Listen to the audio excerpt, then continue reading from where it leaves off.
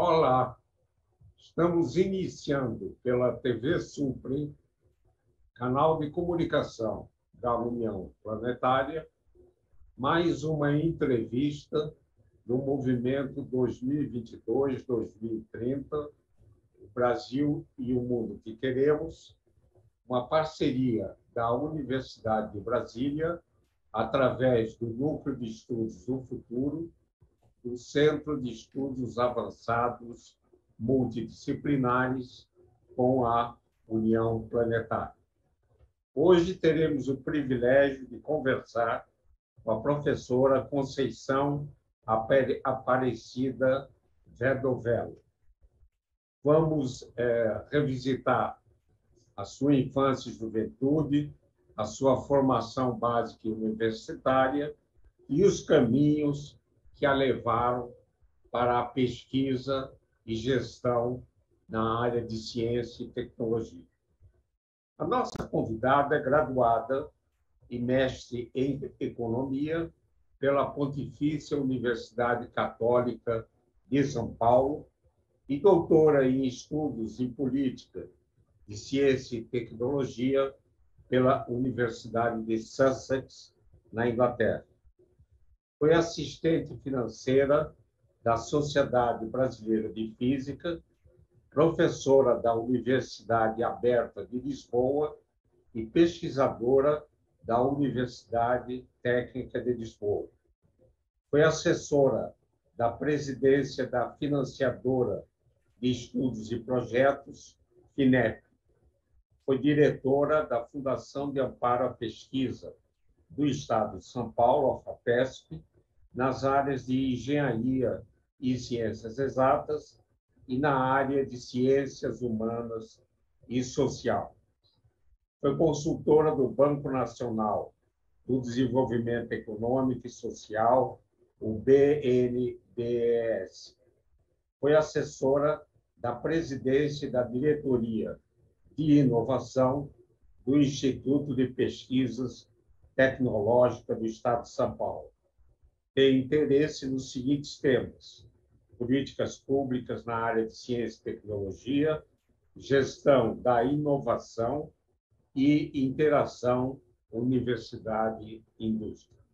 Publicou 22 artigos em revistas científicas, 6 capítulos de livros e 2 livros. Atualmente, é pesquisadora associada da Fundação Getúlio Vargas. Muito obrigado, Conceição Aparecida Verdovello, por ter aceito ao nosso convite. Na minha primeira indagação, pediria para revisitar sua infância e juventude, a sua formação básica e universitária e os caminhos que a levaram à pesquisa e gestão na área de ciência e tecnologia. Por favor. Eu agradeço muito o convite para essa entrevista, de um projeto que é muito relevante para o país e que você coordena. E, bom, respondendo a sua pergunta, a primeira pergunta sobre a minha infância e minha juventude, eu diria que foi uma infância e uma juventude absolutamente normais, para uma criança e uma jovem que fazia parte de uma classe média baixa, né? Meu pai era italiano e minha mãe era filha de italianos, ambos com uma educação formal muito básica, e eles se casaram já com uma certa idade e tiveram 2 filhos, né? O meu irmão, Pedro Luiz, e eu.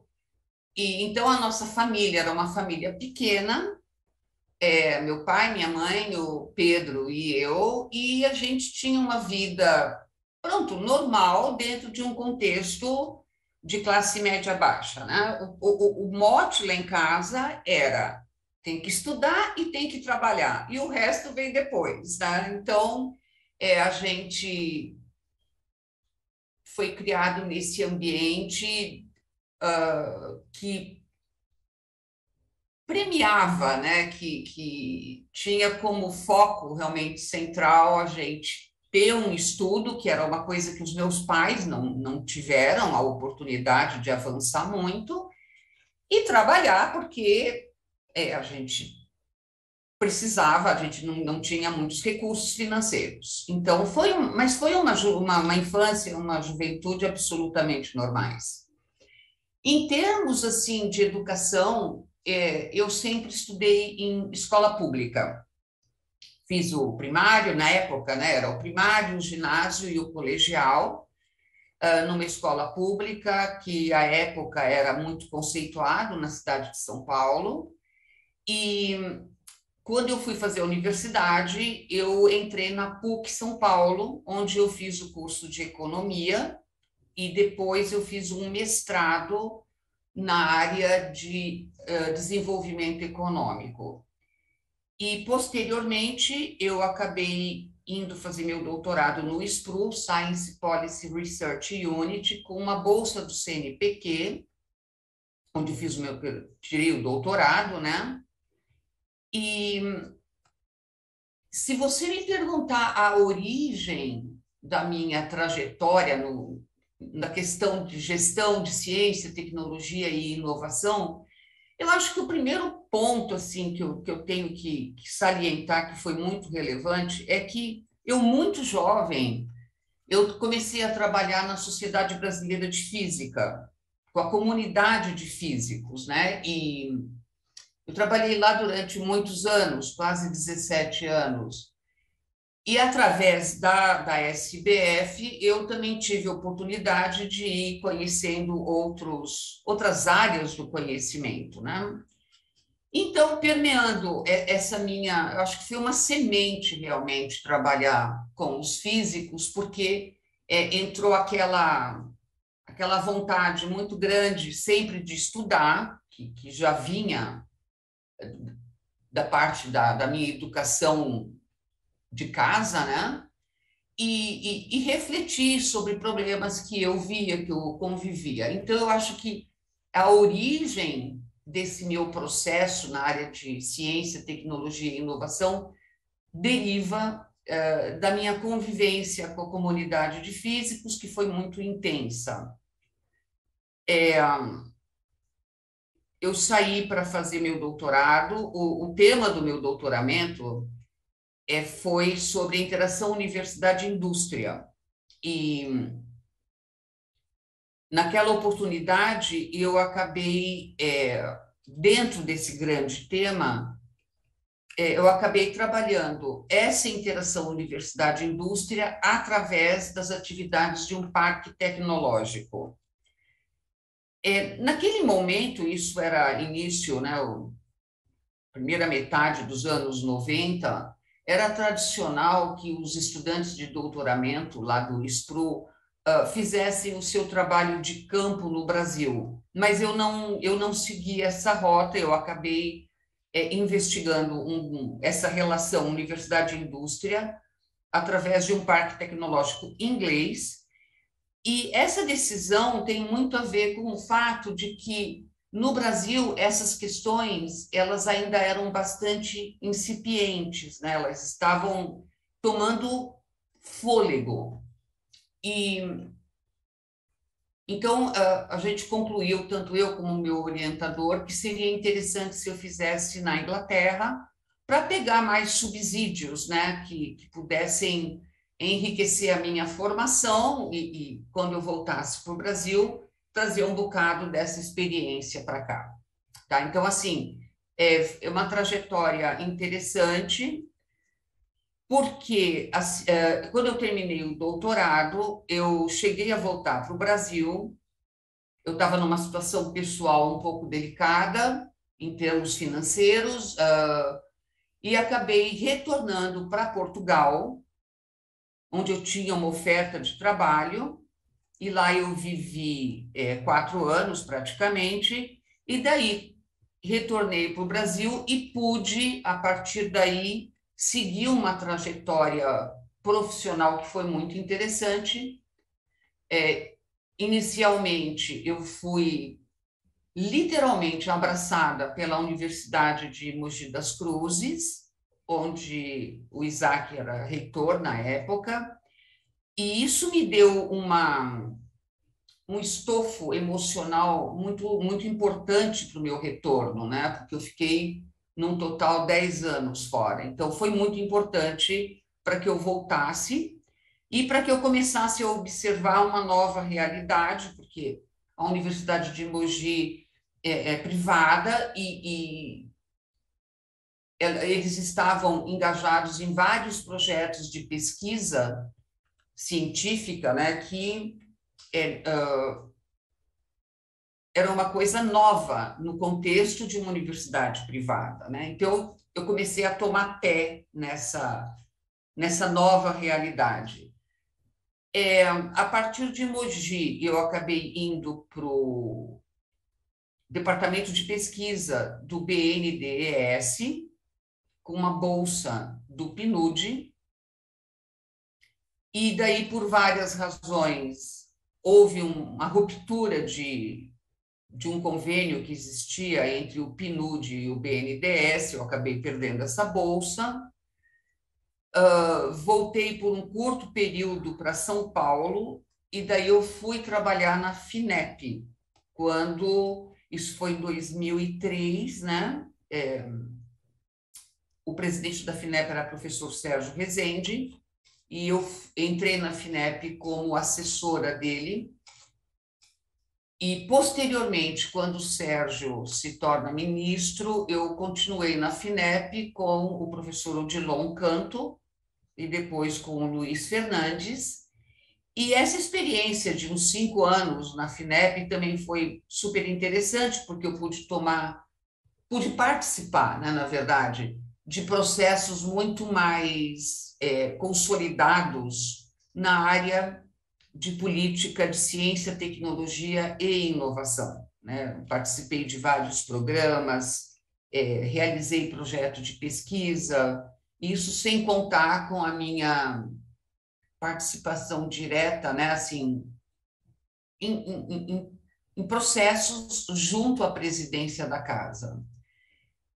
E daí eu acabei vindo para São Paulo, onde eu assumi a diretoria de Ciências Exatas e Engenharias da FAPESP, e também foi um processo muito enriquecedor, porque a FAPESP é uma agência estadual, né? O FINEP é federal, a FAPESP é estadual, e é uma agência muito interessante, foi a primeira fundação de amparo, né, no país, e com um envolvimento muito grande de apoio à pesquisa científica e, posteriormente, mais assim, a partir dos anos 90, com programas de apoio a empresas, né, a inovação em empresas, né? Então, eu trabalhava numa área que tinha muito a ver, né, com essa interação, com essa estabelecimento de projetos de pesquisa entre universidades e empresas, fossem elas pequenas empresas, né, de base tecnológica,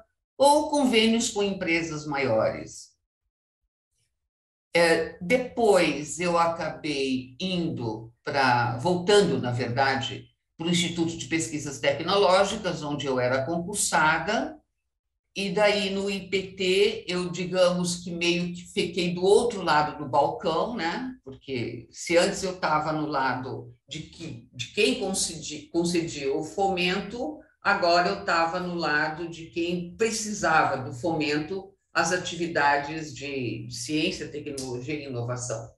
E lá eu fiquei por uns 3 anos e pouco, e daí acabei saindo, e hoje eu sou professora colaboradora da Fundação Getúlio Vargas. Eu tenho estado envolvida há muitos anos com alguns MBAs executivos, né, na parte de gestão da inovação e capacidade tecnológica. E também já participei, junto com a FGV, em programas internacionais. Então, eu acho que é uma trajetória muito interessante que fez com que eu tivesse uma perspectiva boa, acho que bastante consolidada da área no Brasil e também no exterior.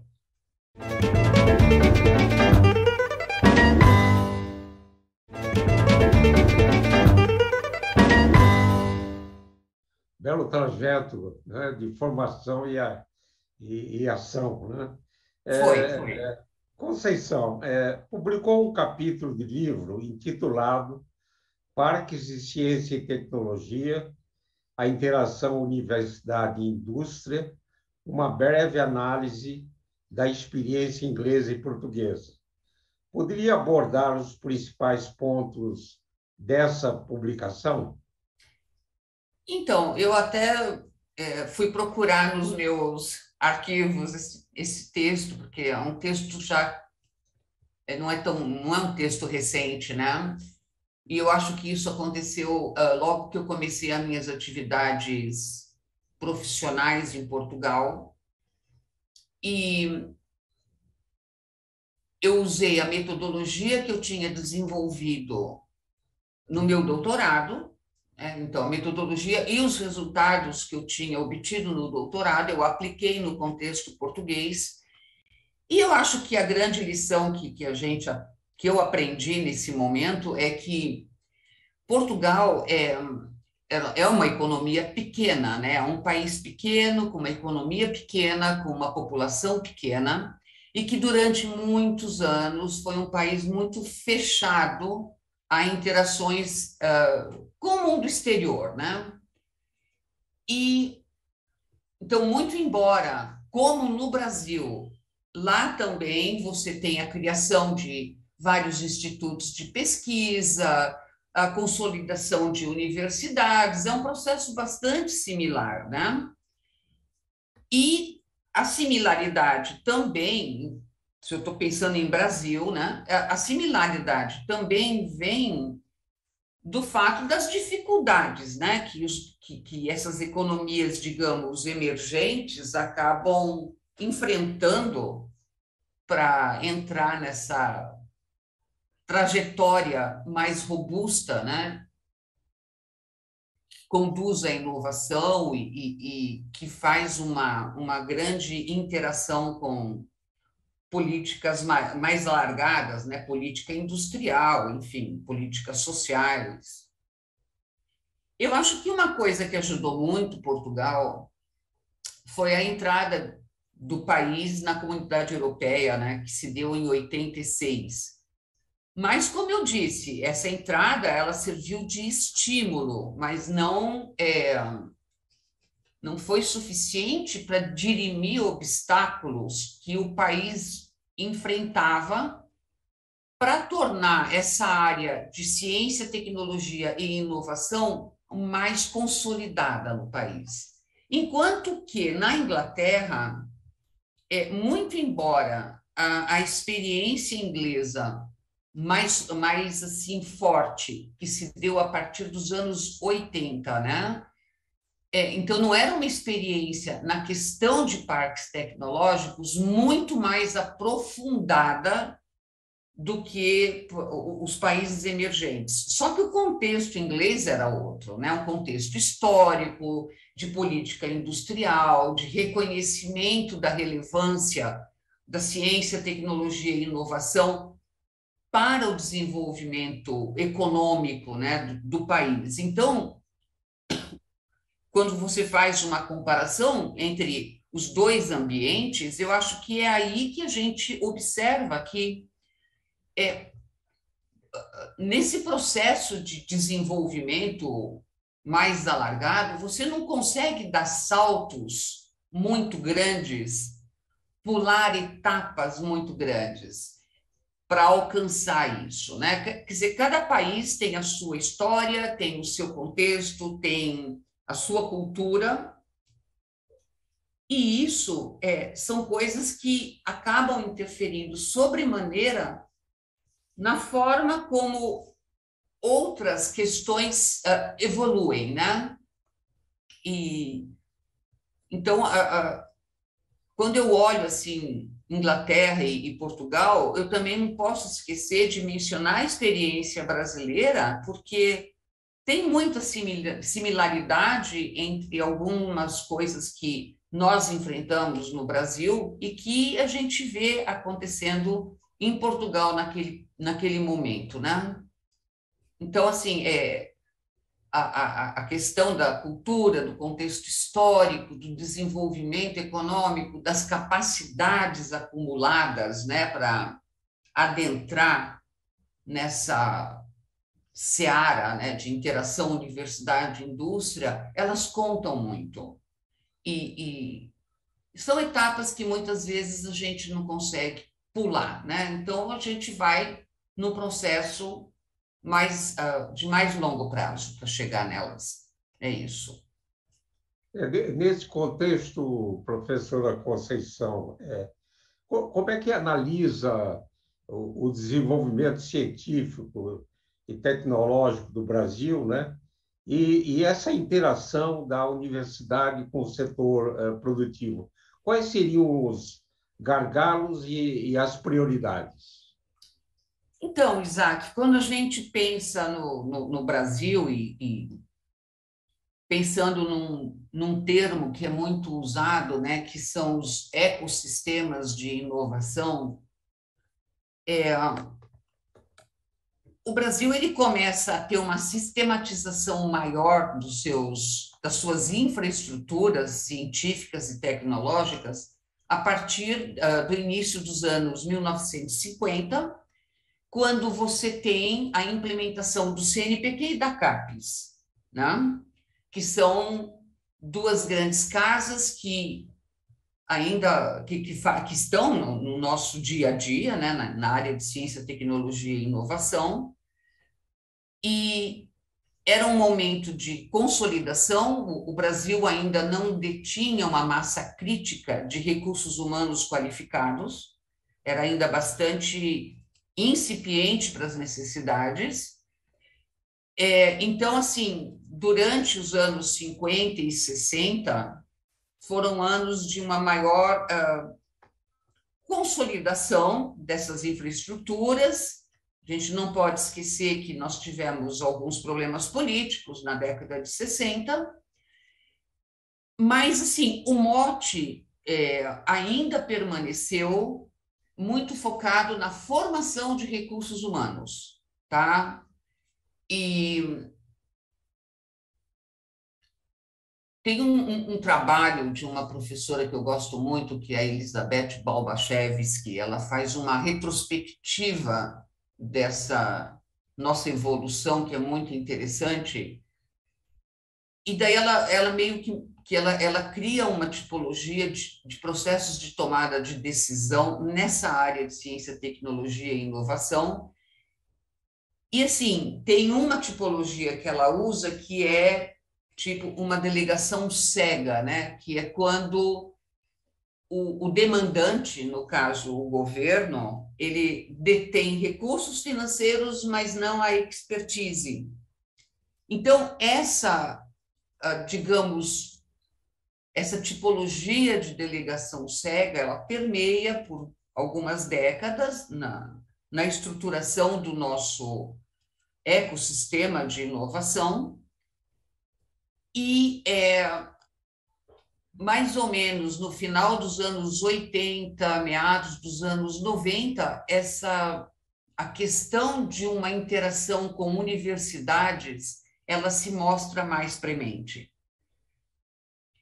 Eu acho que a gente teve muitas dificuldades na fase inicial, dificuldades financeiras, dificuldades de compreensão do que era isso, de como atender a essa interação. Mas, assim, olhando hoje, quando eu olho para os últimos 10, 20 anos, né, a gente observa uma grande evolução, muito considerável, né? Quer dizer, a gente saiu de uma situação onde a gente tinha dificuldade nas agências de fomento, por exemplo, até de contar com empresários que pudessem ajudar as agências nos processos de avaliação de projetos, né? A gente não tinha um escopo de pessoas que pudessem participar disso. Então, era complicado, era mais difícil. E hoje isso é uma coisa que do meu ponto de vista, está absolutamente, não é resolvido, porque você sempre precisa mais coisas, mas a gente já conta com um corpo do setor empresarial disposto, disponível para assumir uma parte desse processo de decisão junto às agências de fomento. Uma outra coisa interessante que eu estou sempre atenta, e principalmente por conta dos cursos que eu dou lá na Fundação, é interessante ver a quantidade de instrumentos financeiros que têm sido criados para apoiar a inovação no Brasil. São muitos os instrumentos. Eu não posso deixar de mencionar que, nesse quesito em particular, quando a gente fala em fomento e financiamento, as agências do Estado, né, sejam agências federais, tipo a FINEP, ou a CNPq, ou CAPES, ou o próprio BNDES, mas as agências estaduais, elas cumprem um papel muito relevante, muito relevante. Mesmo com uma proliferação, digamos assim, de mecanismos financeiros de apoio à inovação, que é o que a gente vê hoje, as agências do Estado, elas ainda são responsáveis por uma parcela substancial do fomento e financiamento a essas atividades, né? A gente não pode esquecer que uma parte considerável desse processo que conduz à inovação, ele é permeado por altos riscos financeiros. E, na maioria dos países, é ao Estado que compete arcar com esse risco, né? É o Estado que se propõe a correr esse risco. Você não pode imaginar que um empresário, muitas vezes, ele não tem, primeiro, o desejo de enfrentar esse risco e, segundo, até as condições financeiras para isso. Porque muitas vezes a gente está falando de projetos que são muito caros, né? Quer dizer, fazer pesquisa é um processo arriscado e custoso.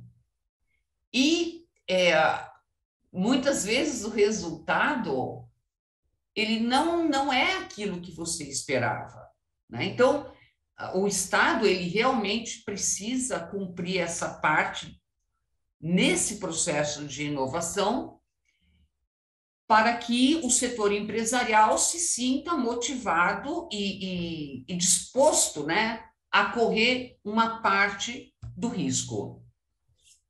Tá? Mas, assim, quando eu faço um balanço de hoje para 10, 20 anos atrás, eu percebo que as condições hoje, ok, não são ideais? Não são ideais, mas elas melhoraram muito, Muito bom. substancialmente. Muito bom. Vamos esperar que a gente remova aí, os pequenos obstáculos na interação da É. academia com o setor produtivo. Conceição, estamos chegando ao final da Mas eu nossa. quero falar uma coisa ainda, Pois vamos, desculpa. Tem mais pois vamos. um ponto que eu gostaria de acrescentar. Como tudo, né? Quer dizer, tudo isso são processos que a gente passa. Então, se você hoje me perguntasse gargalos que eu identifico nisso tudo, né? Nessa questão da política de ciência, tecnologia e inovação. A gente tem, por exemplo, portanto, a necessidade de ter uma maior estabilidade financeira, isso é muito importante. E outra coisa que eu acho relevante falar, que eu também observo muito ainda hoje em dia,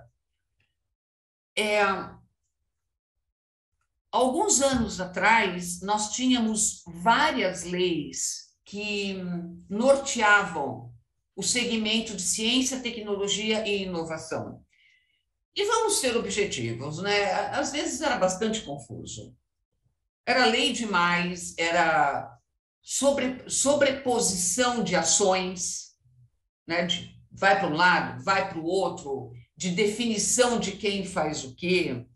E isso foi muito melhorado com o marco legal regulatório, né, da área de ciência, tecnologia e inovação. Porém, existe uma outra faceta que não andou, na minha opinião, não andou junto com esse processo todo, que é a questão do